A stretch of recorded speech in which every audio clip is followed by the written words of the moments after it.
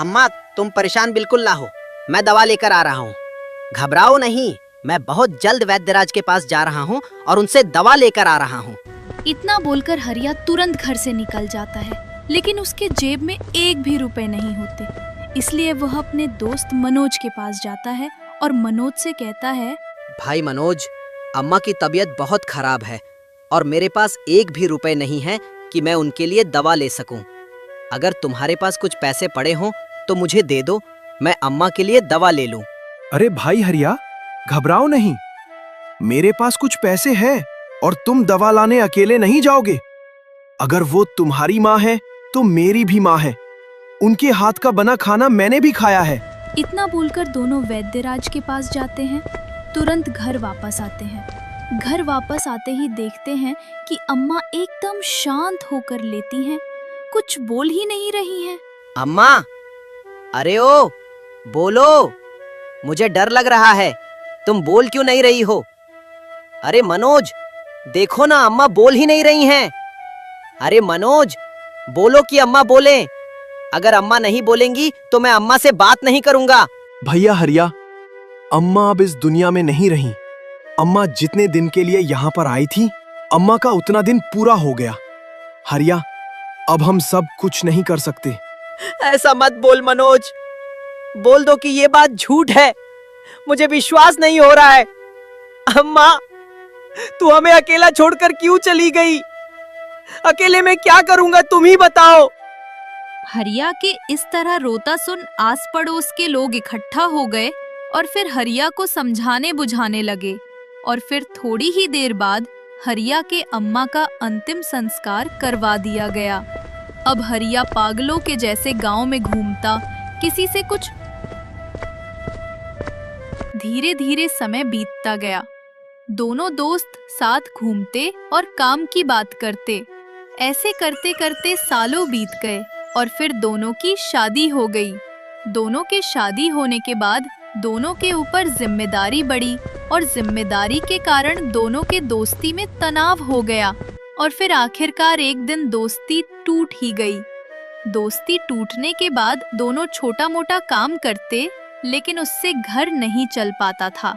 इसलिए हरिया की पत्नी एक दिन हरिया से बोल पड़ी, सुनो जी, इस तरह घर का खर्चा नहीं चल पाएगा। मैंने कुछ पैसे इकट्ठा किए हैं, मेरी बात मानो, कोई धंधा बिजनेस कर लो, क्योंकि नौकरी में कुछ रखा नहीं है।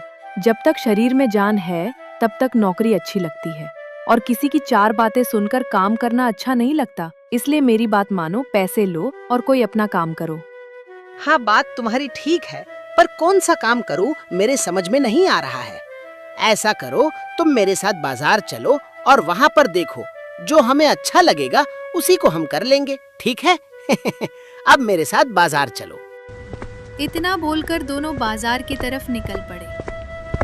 काफी दूर चलने के बाद आखिरकार वे दोनों बाजार तक पहुंच ही जाते हैं और वहां पर उन्हें तरह तरह के दुकान दिखती हैं, जैसे गोलगप्पे, सब्जी, किराना स्टोर, चाय की। इतना देखकर हरिया की पत्नी चंपा हरिया से बोली, सुनो जी, देख लो, यही सब दुकानें हैं। अगर हम इन सब में से किसी एक चीज की दुकान अपने गांव में खोलें तो पक्का दुकान चलेगी। अच्छा चंपा, एक बात बोलूं, बुरा मत मानना। किसी ने ठीक ही कहा है कि औरत का दिमाग घुटने में होता है। तुम पागल हो? सब्जी भी गांव में मिलती है, गोलगप्पे भी गांव में मिलते हैं, किराने की छोटी मोटी दुकान भी गांव में है। हमें कुछ अलग करना है जो गांव में ना हो। तो इसके लिए हमें थोड़ा आगे चलना पड़ेगा। इतना बोलकर दोनों आगे बढ़े। आगे बढ़ने के बाद उन्हें एक ढाबा दिखा जिसमें लिखा था VIP चिकन वाला, और उसी के थोड़ी दूर पर ही एक आदमी मछली बेच रहा था। इन दोनों चीजों को देखकर दोनों रुक गए और फिर आपस में बातें करने लगे। सुनो जी, अब 2 दुकानें हैं इसके आगे, अब कुछ नहीं है। मेरा कहना मानो, मछली की दुकान खोल लो। चलेगी, खूब चलेगी, और हम भी रोज मछलियाँ बनाकर खाएंगे। कैसा लगा मेरा आइडिया, बोलो? एकदम बकवास। तुमको आइडिया देने को कौन बोलता है? मछली की दुकान खोल तो लूंगा, पर जब तक तालाब में पानी है, लोग देसी मछलियां मारकर खाएंगे तो भला दुकान पर कौन आएगा? तो अब आप ही बताओ कि कौन सा बिजनेस धंधा करोगे कि जो गांव में चले। अब तुम ही बता दो, मुझसे मत पूछो। सुनो चंपा, सामने देख रही हो वीआईपी चिकन वाला, इसके यहाँ कितनी भीड़ लगी है इसका अनुमान तुम लगा सकती हो। और ये शहर के आदमी नहीं हैं, ये गांव के मजदूर हैं जो सुबह कमाते हैं और शाम को खाते हैं। मतलब अब हम दोनों गांव में अपना एक ठेला लगाएंगे, देसी चिकन वाला, और तुम्हें चिकन बनाना भी अच्छी तरह आता है। समझ में आया या नहीं? हाँ, ये तो मैंने सोचा ही नहीं। ये सबसे बढ़िया है, क्योंकि मेरे जैसा चिकन पूरे गांव में कोई नहीं बना सकता। तो चलो अब उसके लिए मसाले खरीद लें और फिर घर चलें।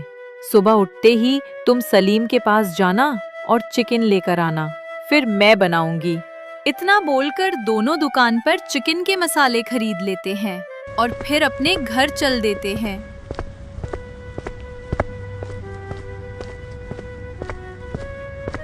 घर पहुंचकर दोनों लोग सो जाते हैं। सुबह उठते ही हरिया सलीम के दुकान की तरफ निकल पड़ता है।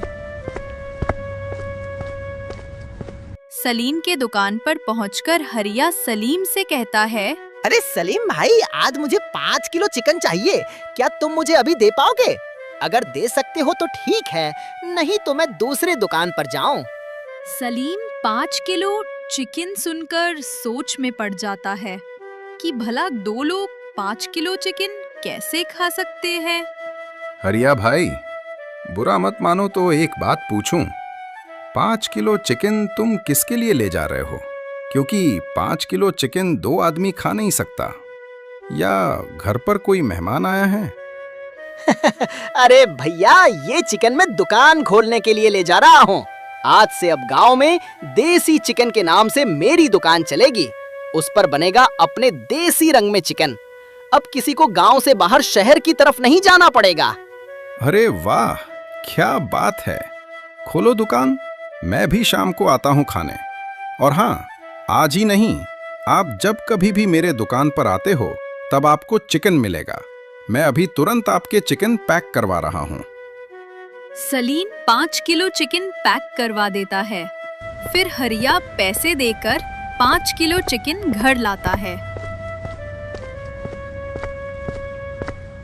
घर लाकर चंपा और हरिया दोनों चिकन को अच्छे से बना लेते हैं। बनाने के बाद एक ठेले पर गांव में चिकन बेचना शुरू कर देते हैं।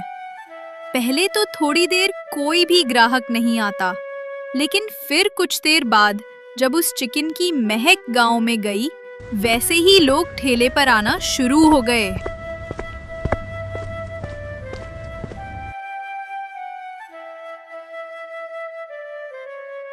अरे भैया हरिया, आज तो मजा आ गया। भाभी के हाथों में जादू है। ऐसा चिकन मैंने पहले कभी खाया भी नहीं खाया था। देसी चिकन स्वाद में भी और सेहत में भी मजेदार। अब आएंगे रोज खाने। शाम का खाना तुम्हारे यहाँ ही करूंगा। ऐसे ही लोग चिकन को खाते और हरिया की बड़ाई करते और फिर घर चले जाते हैं। धीरे धीरे कर सारा चिकन खत्म हो गया। फिर हरिया अपने घर आया। घर आकर पैसे को देखा तो देखता रह गया। तुम सही थी चंपा, लागत तो निकल ही आई और मेरे मेहनत के साथ साथ मुनाफा भी निकल आया। कल से मैं चिकन को बढ़ा लूंगा, क्योंकि लोगों की डिमांड और बढ़ रही है। लोग बिना खाए वापस चले गए। अरे तो चंपा के हाथों में जादू है, जादू। ऐसे ही लोगों को पसंद नहीं आ जाता चिकन बनाने में, प्यार भी लगता है। चल, अब ज्यादा ज्ञान मत दे, आराम से सो जा। सुबह उठकर मैं सलीम के पास जाऊंगा और कल 10 किलो चिकन पैक करवाऊंगा। इतनी बात कर दोनों लोग सो जाते हैं और सुबह होते ही हरिया सलीम के पास जाता है। पैसे देकर 10 किलो चिकन घर लाता है और फिर चंपा प्यार से उसे बनाती है। फिर हरिया उसे लेकर ठेले पर जाता है और फिर थोड़ी देर इंतजार करने के बाद ग्राहक आने शुरू हो जाते हैं। धीरे धीरे ग्राहक आते हैं, चिकन को खाते हैं और अपने घर चले जाते हैं। ऐसे ही करते करते 1 महीने बीत गए।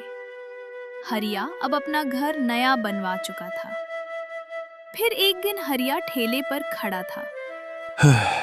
अरे भगवान, ये मेरे साथ ही खेला कूदा और बड़ा हुआ।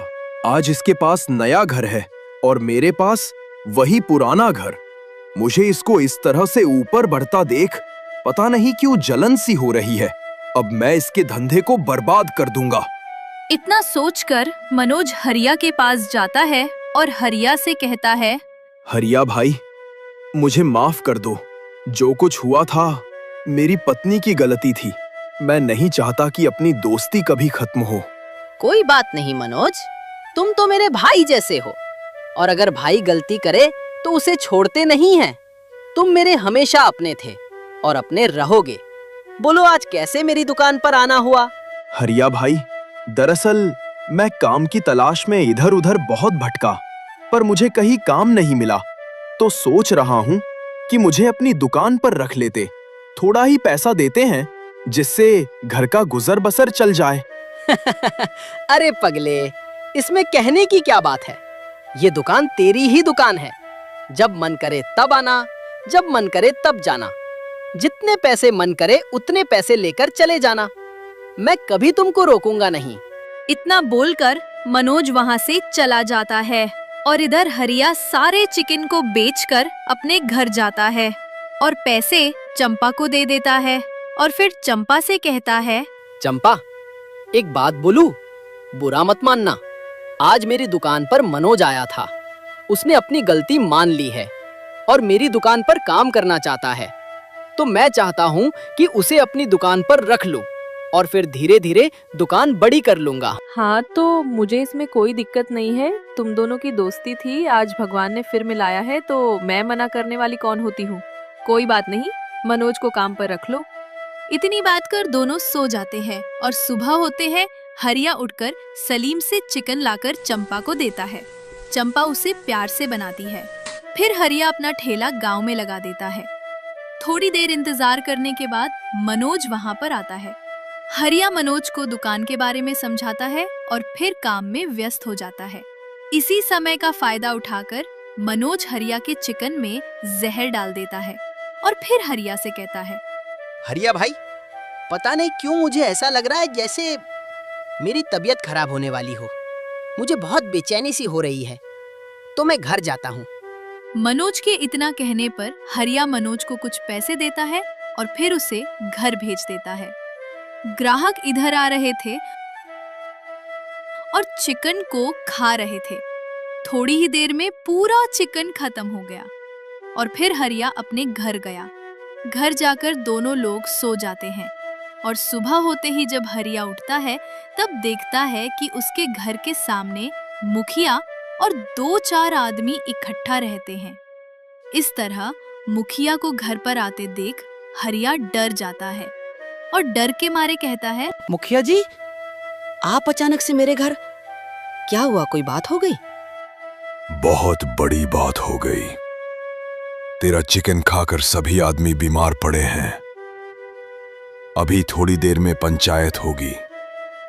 तुमको और तुम्हारी पत्नी को दोनों को वहां पर आना है।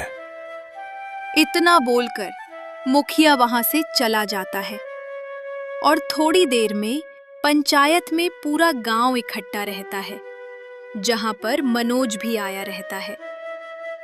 मुखिया हरिया से फिर वही बात पूछता है। तब हरिया मुखिया से कुछ नहीं बोलता।